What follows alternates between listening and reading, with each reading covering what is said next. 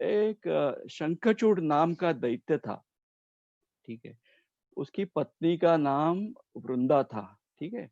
So this a, उसके पतिव्रत्य के कारण she was very very chaste to husband. So उसके पतिव्रत्य के कारण ये जो शंखचूड़ दैत्य था वो बहुत शक्तिशाली बना था, और इतना शक्तिशाली बना था कि वो आगे जाके आतंकवादी भी हुआ गया। तो सबको तंग करता था। तो इंद्र, महादेव और आदि देवी-देवता उसे जीत नहीं पाते थे। हाँ?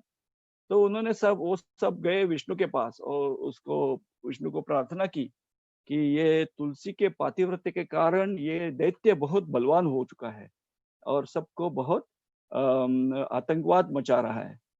तो विष्णु ने क्या किया, शंखचूड़ का क्योंकि उसकी वृंदा देवी जो उसका पातिव्रत्य था, तो इस विष्णु ने शंखचूड़ का रूप धारण करके तुलसी के पति का रूप धारण करके वो तुलसी के सतीत्व का उसने भंग किया और फिर शंखचूड़ का वध किया।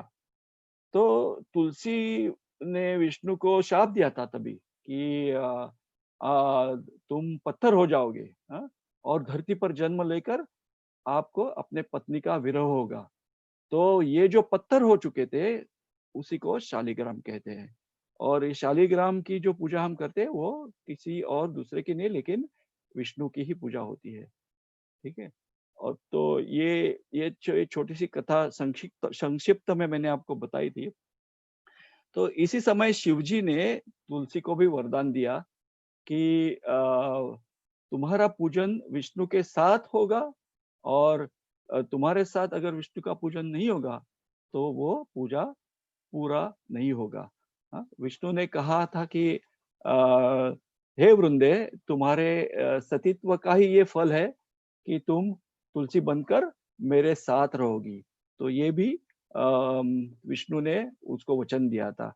तो उन्होंने ये भी आगे कहा था कि जो मनुष्य भी तुम्हारे साथ मेरा विवाह करेगा, वो परम धाम को प्राप्त होगा। तो ऐसे बताया गया है कि तुलसी महारानी ये भक्ति प्रदायिनी है।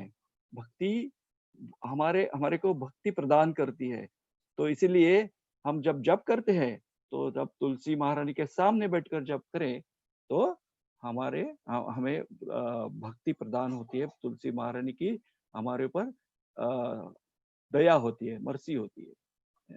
तो this is something which I have heard, and from other devotees. There are few things which I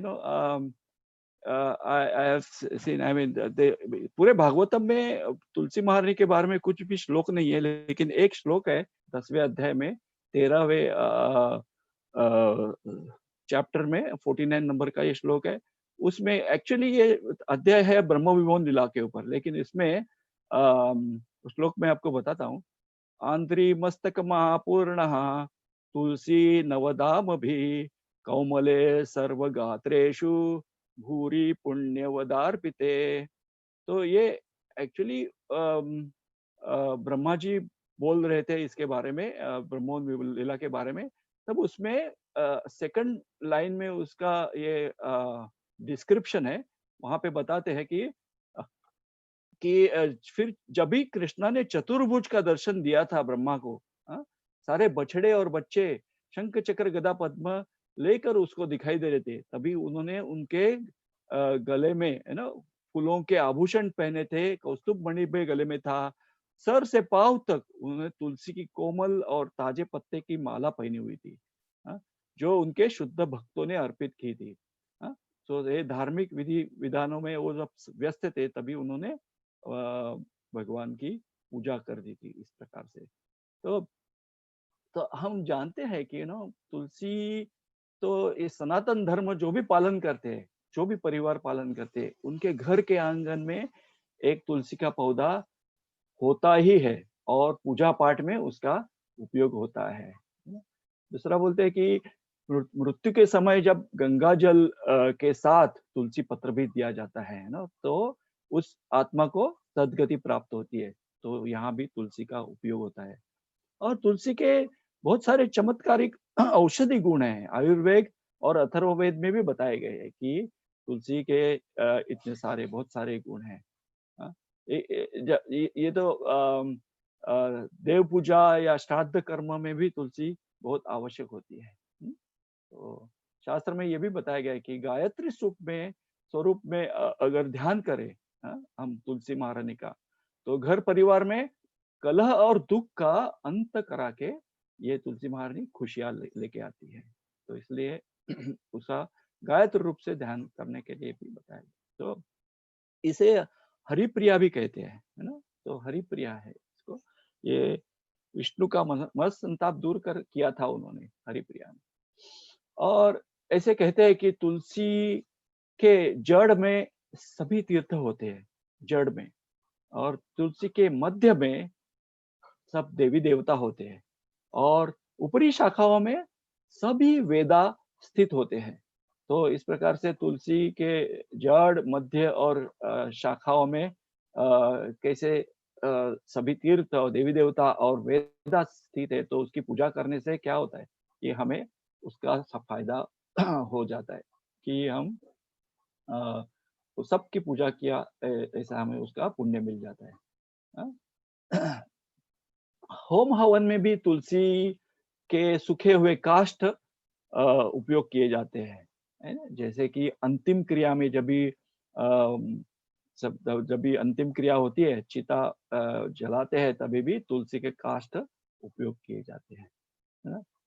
दूसरा एक बात है कि समुद्र मंथन जब हुआ था, हाँ, तो समुद्र मंथन से जो अमृत निकला था, हाँ, उसमें से धरती पर थोड़ा सा अमृत छलक गया था। हाँ, वो छलने के बाद उस नीचे जो अमृत गिरा था, उससे जो पौधा उत्पन्न हुआ था, वो तुलसी का पौधा था। इसलिए इसलिए वो श्लोक है ना, उसमें कहते हैं, तुलसी अमृत जन्मासि सदा त्वं केशव प्रिया। तो ये है, तुलसी का महिमा है।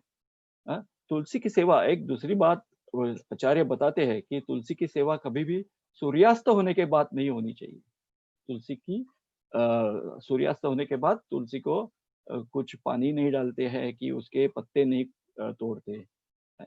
और द्वादशी के दिन भी तुलसी का पत्ता नहीं तोड़ा जाता। तो इसलिए बताया गया है आचार्य बताते हैं।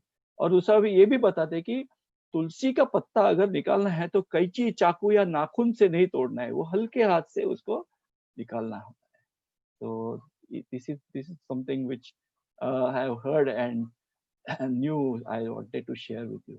और एक बात शेयर करना चाहता हूँ, शायद अब हम जब भी तुलसी का पत्ता तोड़ते हैं, भगवान को अर्पण करने के लिए या भोग लगाने के लिए भी जब पौधे से निकालते हैं, हाँ, तो हमें एक मंत्र बोलना होता है, एक श्लोक है।